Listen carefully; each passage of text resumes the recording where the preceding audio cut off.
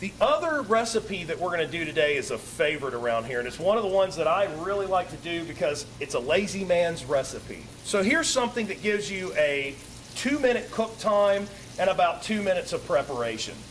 So what this is citrus broiled asparagus, and this is, as I said, a favorite around here. And what I like to do with the asparagus is make sure that I get it about the size of a number 2 pencil. Y'all know what a number 2 pencil is? The pencil you take your test with at school? That's a perfect size. If you go too thin, it overcooks. If you go too thick, it actually becomes very woody and you only get the tips of that. A lot of chefs will tell you if you'll take your asparagus and you'll break it, it's going to break at its most tender point. Well, when you're cooking for 240 people, you don't really have time for that. So what I like to do is break one. If they're all about the same size, I'll line them all up, make sure that's lined up, and done. That made it a whole lot easier, I think. So what we have now is a perfect tender asparagus that has all the woody ends gone, so everything is edible.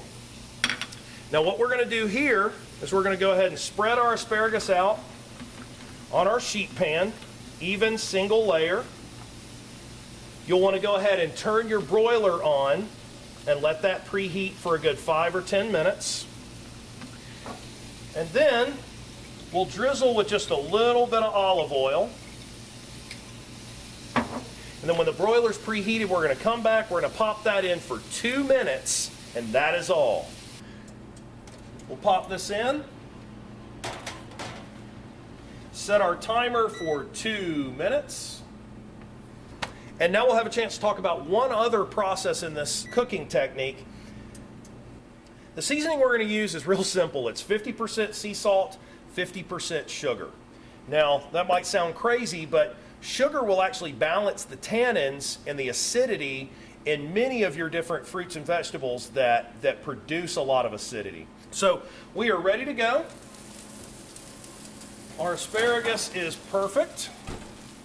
And if you look, it's even greener than when it came in. Wonderful, wonderful end result. So now what we're going to do, sprinkle a little bit of our salt-sugar mixture over the top. And then I like to use lemons, limes, oranges, any sort of citrus that you love the flavor of. Another thing that does a great job if you're entertaining, you can use the zest, the outside layer, by using a zester and zest limes, lemons, oranges. Then you get that beautiful green, orange, and yellow, and it looks beautiful on this asparagus. This is ready to serve, so we'll come right back and we'll go ahead and plate it up and show you what the end result looks like.